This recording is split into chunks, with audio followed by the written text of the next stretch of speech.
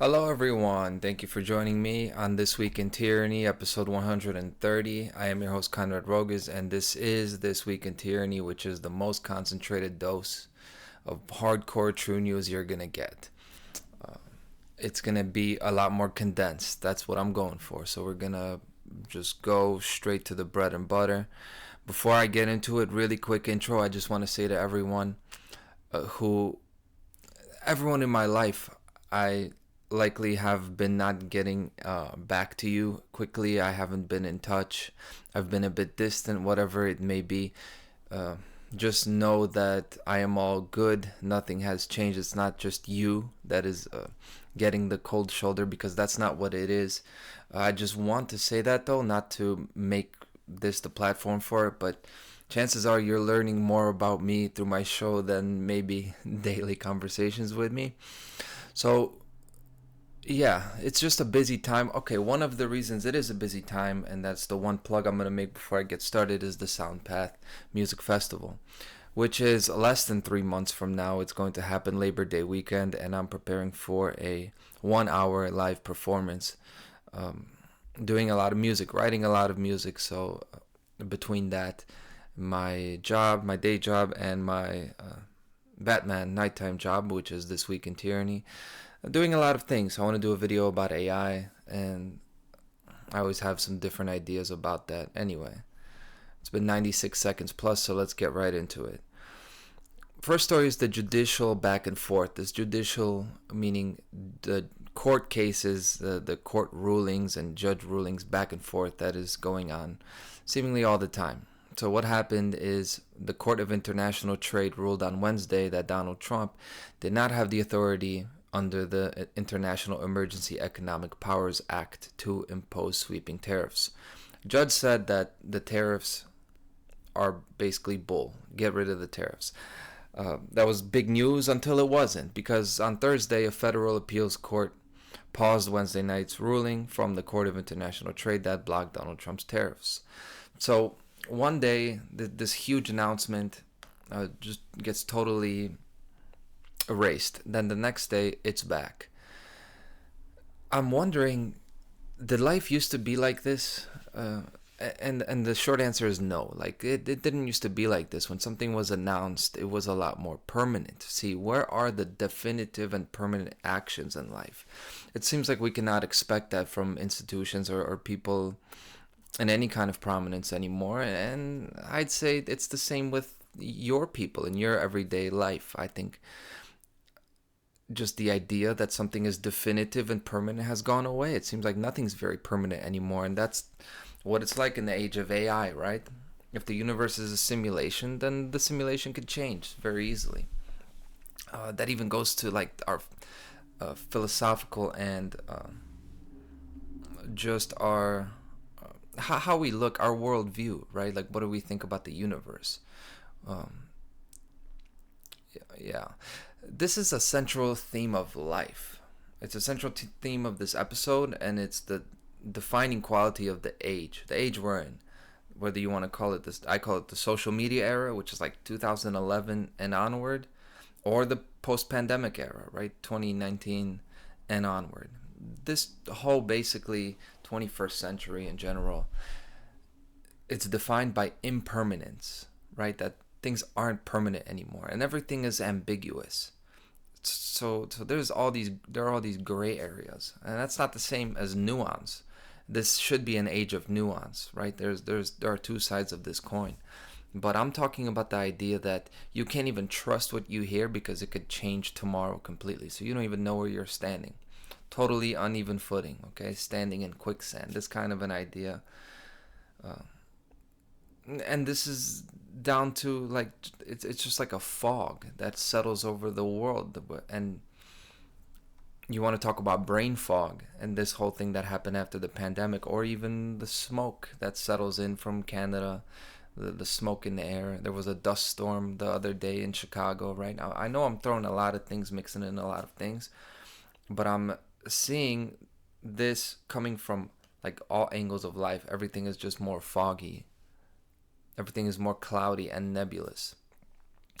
Even athletes, they get a lifetime suspension. They get suspended, and it would be a big deal, but now it's not such a big deal because who cares if somebody gets a big jail sentence? Oh, no big deal. They'll just appeal it, right? Then this goes back to the courts, the appellate process. Who cares if there's a judicial ruling? It could get appealed the next day. And the frequency and the violence of that, the momentum of that has really changed in recent years, hasn't it? And what they got now is official channels like the president. They're going to make an announcement.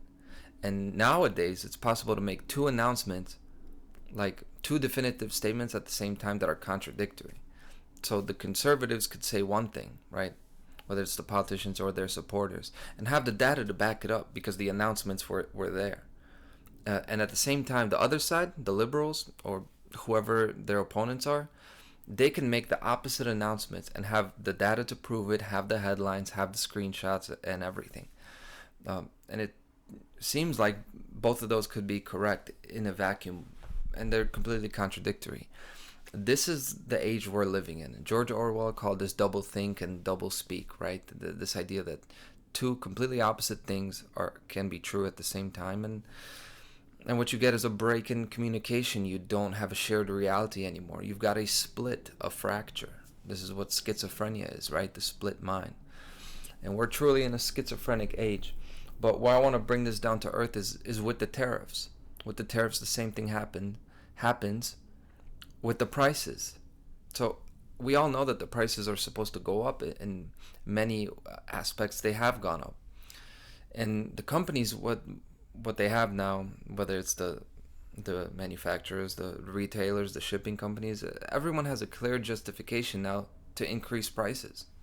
Even I would have a justification. Like if I started to charge for my show, I would have the justification that because of the tariffs and the economic hardship, I could, I just need a little bit more money. And everyone has the justification for that, even when the actual day-to-day reality may not have changed. This is a point that I'm not hearing made by anyone, because for whole sections of the supply chain, the actual costs of imports didn't change by a dime. So not everybody is paying these tariffs right now, and not everybody is paying as much. And I suspect, obviously I'm not in the shipping business, right? But essentially there are no new tariffs in many situations. And the point is, how would we know? We wouldn't know. How do you even know what it costs to ship things? We don't know this. The amount of revenue collected due to tariffs, not just the new ones, right? But the old ones from past presidents and presidencies, right? That information, we wouldn't know that unless we got it solely from the U.S. Customs and Border Protection. That is the agency that collects tariffs. It's U.S. Customs and Border Protection. If they don't collect the tariffs, nobody else is going to collect them. So you're depending on their efficiency and their capability of that government organization. You guys know how I feel about the efficiency and the capability of government organizations. So how much are they collecting or not collecting? Who knows? And there's a whole aspect of customs fraud that I don't hear being talked about either. Tariff fraud, often referred to as customs fraud, involves the deliberate misrepresentation of information regarding imported goods. Fraudsters misclassify goods, undervalue them, or falsify their country of origin to evade or reduce the tariffs owed. This is just like we do with taxes, right? Obviously, we're not going to everybody lists their expenses way higher so that you don't pay as much taxes. Everybody does this, So it comes down to the whole idea of collecting taxes is illegitimate in the first place. Like, it's wrong for the government to claim that they want our revenue, but beside the point. So they're already doing this. So naturally, it's not about what's right and wrong with this. It's just, what are you able to enforce? What are you able to collect? So, of course, the IRS can audit you and do all this, right? They could put you in jail. They could. But the bottom line is, it's just too much. They're robbing the whole country, the whole world. So if you can get away with it, you're gonna buff up those numbers. You're going to change up those numbers and alter them. And how are they going to know at the end of the day? They have to review you extensively and do all this. And we bank on the idea that they won't do it, that they won't target you. And it's the same thing with the tariffs and the big shipping companies. Because these massive amounts, the container ships, all of the transport, the trucks, at the end of the day, the person collecting the tariffs, how are they going to know? They'd have to open up the whole shipment. They'd have to check all the documentation. And when they get the paperwork that says this is from Paraguay or China or Kansas, how are they going to prove it wrong? So at the end of the day, this is like compliance, right? But if you play the game, or if you have the right connections, you have the right person at the Customs and Border Protection Agency that's going to turn a blind eye to it, then you're not paying the tariffs. So, like, why are we just taking that at face value? And this tariff fraud stuff is going up. So what I'm saying to you is, the companies that have the right connections are not paying more. Maybe nobody's really paying these tariffs, but the prices can still increase because they have the justification, right? So this is, again, the double, the ambiguity. We don't actually know what's going on. But how do we know tariff fraud will increase? It's already a significant problem now. Goldman Sachs estimated that in 2023, tariff evasion in the U.S. totaled $110 billion to $130 billion. As tariffs drive the cost of imported goods and services higher, the number of importers and the ways in which they cheat the system will inevitably also rise. So that's something to think about. And are people thinking about this? The real world actuality of tariffs, not just the announcements, not just the headlines, the real world, like what is going on in the shipping business, as opposed to the internet and TV narrative of tariffs. Okay, this is a theme that is going to repeat, what is announced and what is actually happening. Now, another thing that was announced is these big 50% steel tariffs was announced by Donald Trump this week. Now, the real story behind this is that Japan's Nippon Steel company, Nippon Steel, bought U.S. steel. So Japan, the biggest Japan steel company, buys the biggest American steel company. And, of course, this is supported by Donald Trump, right? This is praised. But a lot of people don't know this. It's actually a foreign company buying an American company. Then steel tariffs are going up, and but it's celebrated as like a win for U.S. steel. And the reason why it's a joke is that it's unclear what the terms of the deal are. So they've announced this deal that Nippon Steel bought U.S. steel, but it's not actually known how much of it they bought, how much they bought it for, what are the terms of the deal, what is the duration of the deal. It's not even clear how much Japan owns. That no one even knows what it is. Joe Biden blocked the deal when he was president. Trump opposed it before when he was president. Now he's for it. And he's said things like, I'll be watching over it. Don't worry, I'll be watching over it. He has said that it's a partnership, not a purchase. And at the end of the day, it hasn't been even signed. So what is the takeaway? It's the same takeaway that's the central theme of the episode. Things are just announced. They're not even definitive. You can't even analyze them objectively. So at the end of the day, you don't even know. You're just in narrative land. You're in an ambiguous, cloudy, hypothetical land. And a lot of these things are a waste of time to talk about. And there's much more that is announced, but never final. Dealing in hypotheticals. What am I talking about? Plans to do something. This is what happens all the time with health. The new health secretary, Robert F. Kennedy Jr. This is the next story. He, on May 27th, he made this announcement that, this is what he said, I'll quote him, "I couldn't be more pleased to announce that as of today, the COVID vaccine for healthy children and healthy pregnant women has been removed from the CDC recommended immunization schedule." That's what he said, right? But in actuality, it wasn't removed. It hasn't been removed. So that's a false statement that he's making, right? He's not saying that as of today it's been removed. He's announcing that as of today he's going to remove it. And that happens all the time now. We don't get news anymore of things that occurred and are binding. We get news about plans that we're going to fund this. You'll get like the headline that we're announcing that we're going to be done with this trade agreement. But the trade agreement is still in effect. It's just that that's the direction you're going in. And it's like it's like, say somebody's a drinker, right? They're a heavy drinker, and they make the announcement as they got the straight vodka in their hand. They're gonna say, okay, I'm making the announcement. As of now, I'm going to stop drinking, and they do this. And that's a joke. It would be a joke to take them at face value, right? When they just took a drink. It's just that they have the intention. Since when is intention an acceptable announcement? Like in the business world, in the real world, scientifically, it's not. It's just incorrect. So realize this is not just on the politics level. This is like life. This is your outlook on life. Your whole perception of life is being fucked with. Because we need to talk about things that are objective, provable, things that like actually you can reach out and touch. And not intentions, not feelings, okay? Not plans.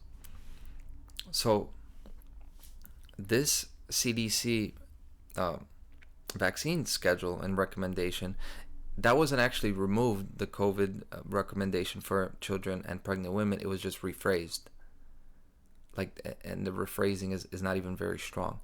But anyway, regardless of what the phrasing said, there is no reason to believe that the standard practice will not continue.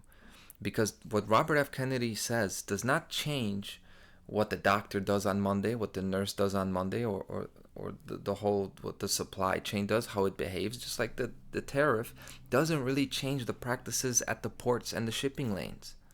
At the end of the day, there's a person there, and he would have to change their behavior. And people don't really change their behaviors just because you tell them to. People change their behaviors when you put a gun to their head, when you threaten them. So, I'm simplifying things a little bit, but I think you're following what I'm saying. So this announcement is worth zero to me.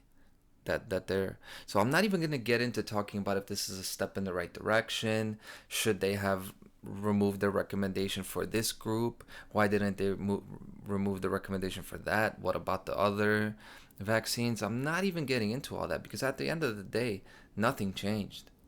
It's just perceived opposition. And RFK's perceived opposition to childhood vaccination, in my view, it actually strengthens the public support for childhood vaccination. So whatever the guy says, you think he's taking a step in the right direction. But the people who are actually involved in administering these substances, the doctors and nurses, everyone, they're going to do the opposite.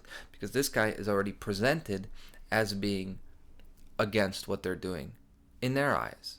Okay, I'm not saying who's right or wrong. I'm just saying how they're taking it. Now, at the end of the day, these are the people, boots on the ground, that you take your kids to.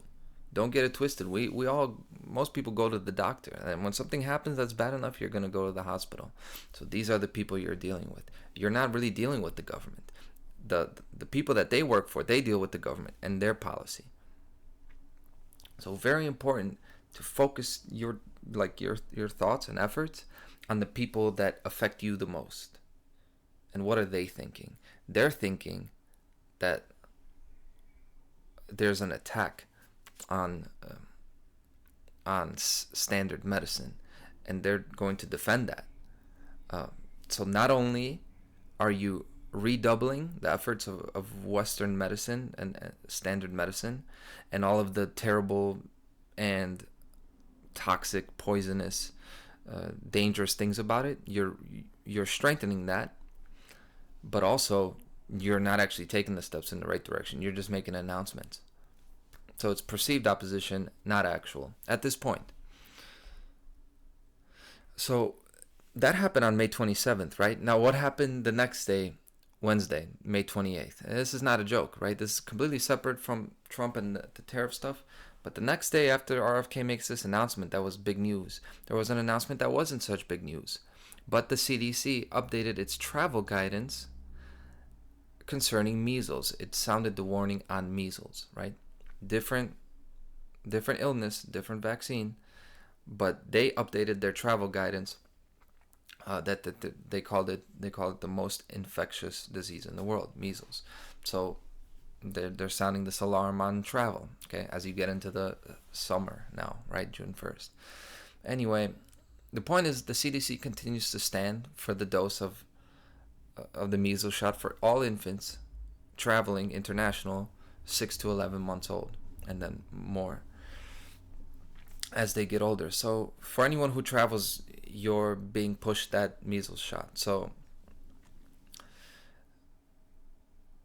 my true thoughts, like my true feelings about anyone who takes that stance, it's not really suitable for this show. I'm trying to condense things. I'm trying to make things more acceptable, like in a professional sense. I'm not holding myself back. I just want to be more professional about my show.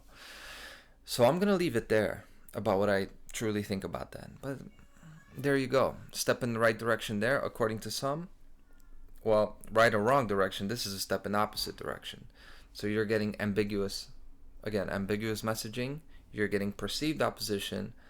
In my view, you're getting an advancement of the direction that medicine was going in the last 20 years is being accelerated, not altered. So at the end of the day, this dynamic between RFK and the CDC, it's just another fork in the road to me about which shot is going to be recommended to which group. It's just getting more and more complicated. Like, we're so far from first principles of health. So far from it. And who actually knows at this point what Kennedy thinks about health? Do you? Because I can tell you my worldview pretty simply. It's going to be pretty easy. Actually, it's not that easy. It's going to be a whole book. But that's because I got thoughts about everything. But I can, tell you pretty easily what I think and where I stand. And it's not these political corporate answers. It's very down to earth. So what is RFK's worldview on health? Or what about Trump's on the economy? Because it's so contradictory, and it all seems like uncertainty, or better yet, not uncertainty, but unreliability is the goal. Like, the goal is that it's the personality and the image and the symbol of someone that you care about, but their actual character, their record of behavior and decision making, their consistency is not what you focus on. And this is the YouTube social media era. Who cares if Logan Paul scams his fans? Who cares if Mr. Beast does everything fake? He still gets the viewers and still gets all the support, because at the end of the day, it's the image, the idol, that matters. Now, that's all the stories for this week. I managed to cut it in less than 25 minutes. Happy about that. So let me finish talking about management and communication, connecting this more with my personal life now. Several weeks ago, I made this video about the tariffs, where I was just attacking the topic when it just came up, and I invoked those terms: mixed messaging, uncertainty. I was really attacking that kind of the similar. That's the thing, right? I haven't changed my stance much of what I saw then, but the point is, back then when this thing came out about the tariffs, when Donald Trump just got inaugurated, I thought I was really ahead of the curve on this. But I'm seeing now that I didn't say anything profound. Like, this is a mainstream narrative now. It was intended to be a mainstream narrative. Everybody knows that uncertainty is the name of the game, and that is because the companies don't know what kind of tariffs are going to be in effect tomorrow, that is the reason they don't want to do business in America. That is the reason that prices are going to go up. That's the reason that you're going to have supply shortages. That's the reason you're going to have breakdowns in communication, because at the end of the day, there's no guarantee that the expected terms of deals and contracts are going to be honored tomorrow. This is what capitalism is actually founded on. Or maybe I shouldn't say capitalism, the free market, any kind of free exchange. Freedom itself is dependent on the idea that you trust that the person next to you is not going to rob you. Having trust that if you give somebody $100 bill for a product and they're about to give you whatever you're buying, that they're not gonna cut and run right there or pull out a gun and rob you. It's just trust. Trust that the person is going to do what they say they're going to do. Character, consistency, reliability. That is what that is what freedom is based on, and that is what creates wealth. Otherwise, all your wealth and all your money is going to be acquired through theft and other crimes. So it's all about reliability, and of course, reliability is what we are losing in today's age, especially the trade war, they call it, the Trump trade war, right? Whatever you want to call it. So it's in major news now about uncertainty and all of this and mixed messaging. It's not suppressed information, is what I'm saying. It's common knowledge that societal institutions are on shaky footing. Okay? Now, I want to zoom out and just say that's intended. The Trump administration and Western society, as we know it, has been set up to fail. Whatever prosperity and beauty we had in the last century, okay, all the best things about life it's reeled back in now. It is like a star that burns bright and it burns out, and then like a black hole, it collapses upon itself. I'm not saying that is the life cycle that had to happen, but that's how it's been set up. Our society has been set up to fail, and it's not a secret anymore. Okay, everyone knows that everything sucks. Everyone knows that things are getting worse. People have a general sense that life is not as beautiful, not as inspiring, not as exciting. In general, I can think of a handful of people. I'm really thinking about like two people in my life that are not like this. That they actually approach life with an optimism, a brightness, and a sense of real enjoyment. That's what's going to fix this. But we need a lot more than a couple of those people. But I'm really happy to know those people.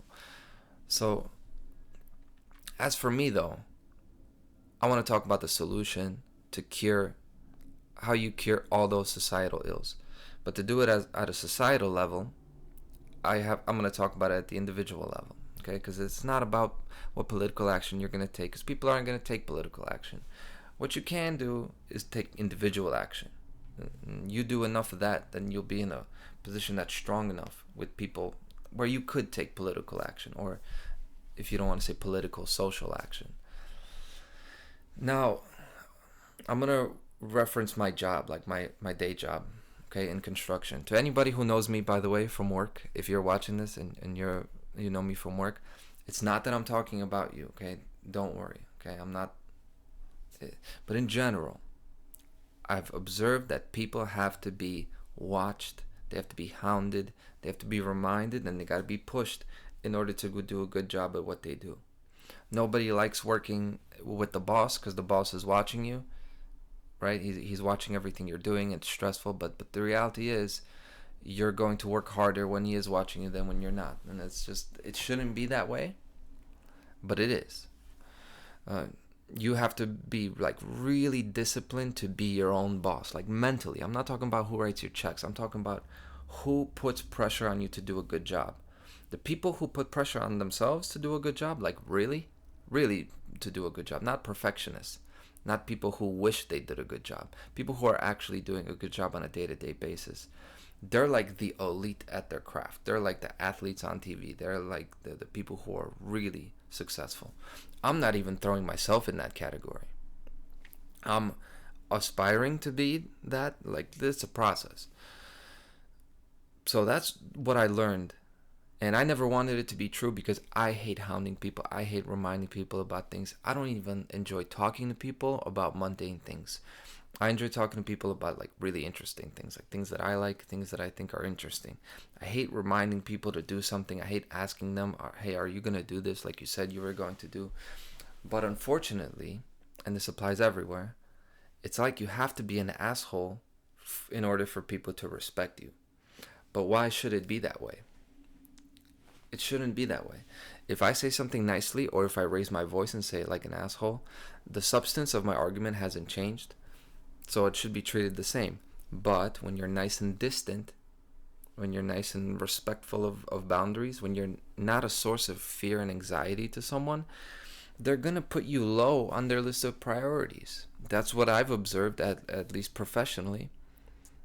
If you don't push people, if you don't make yourself like difficult, they're just not going to. First, they're going to deal with the person that's giving them the most anxiety or the most fear, and then they're going to forget about you.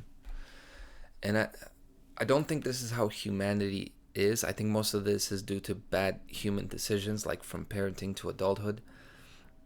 But some of this is due to nature. Some of this is in nature, and that's why babies cry. They don't gently tap you on the shoulder when they're hungry. They don't say, "Hey, remember me." They're gonna ask for what they want in like a way that's very unpleasant to you. They're gonna demand it. Nature has embedded it this way. Now, I'm saying, do we do that? Do we do that in our lives? Like when it comes to the president and health secretary, are we demanding from them? No. People make excuses for these people. They defend them against all criticism. They defend the companies that are sending them the bills. They're defending everybody who is taking from them. But we should be more like the crying baby and demand the most from the people that we depend on the most. And it's not to say that I think we should be dependent on government. It's not a statement about government or policy, because you guys know how I feel about government. I don't recognize any government. But on a personal choice level, we got to demand more from people who are closest to us, especially when it comes to principles. And that brings me to the second thing I learned from being a project leader in construction, and that's the importance of frequent and clear communication. You got to talk to people often so they don't forget about you, and you have to communicate clearly. You like painfully clearly. Like you got to get things in writing. You got to make them say definitively, this is what you're going to do. You'll never be successful unless you talk to people often, consistently, and clearly. Otherwise, they forget. So you have to repeat things a lot. That's another thing. I'm not a repeater. I don't like repeating myself. You have to press people to get a definitive answer. You have to keep asking questions, like step by step eliminate the uncertainties. Keep asking questions to make things more specific. Okay, well, okay, fine, we'll do it. Are you going to do this? How are you going to do this? What happens at A, B, and C, right? All of these things. And then, when nothing has really changed, you're going to go from an ambiguous answer that could change, and you could end up really being in trouble and having things fall apart. Whereas if you ask them like 5-10 questions, you're going to get definitive answers, and the person is not going to be able to back out of what they said because you had it said clearly. And it's not like you're going to put them in jail or something or threaten them. Just from talking to them, just from getting it on record, it could be a totally different outcome, because people need to present their positions clearly, and we live in a time where they don't. People don't present anything clearly, and because they're in a gray area, they can take advantage of you. They don't have to pay you back on time if you don't give it a date, but if you give it a due date, then they'll do things on time.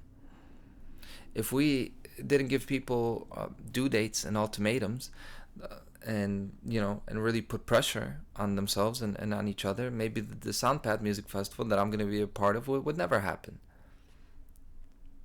Because that's the time we live in. We're getting pulled in a lot of different directions, and we gotta hold our life to a higher standard. Okay, we cannot just do the bare minimum, do enough, because it's already bad enough. But what I want to just emphasize and finish with is this is what we don't demand from the president, from the health secretary, from the Federal Reserve chair, the people we trust to make decisions. The journalists don't really push them. They don't really push them on their hypocrisy. They don't push for a cohesive worldview. If you just ask them enough questions, we would get the answers, and we wouldn't have all of the suffering that we have in the world. But the journalists, they're not really against them. Nobody's asking the hard questions. You only need to ask a couple questions and get definitive answers to end up with an objective answer to all of the issues of the world. The war, health, all of this could be answered if we just had real conversations where the person was grilled to actually give a real answer and stand by it and not be able to change it.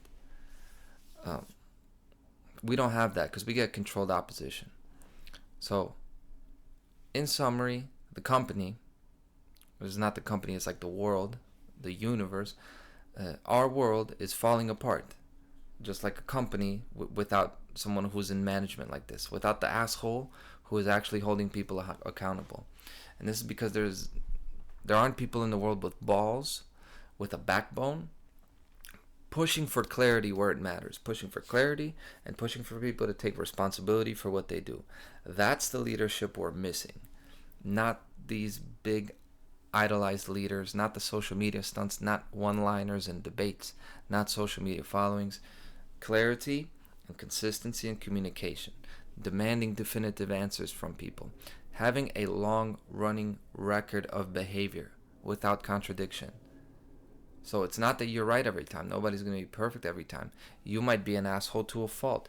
You might be unfair to people. Like this leader could have real personal issues that are showing. But at least they're consistent and reliable. That's what we need. And that's what we're missing.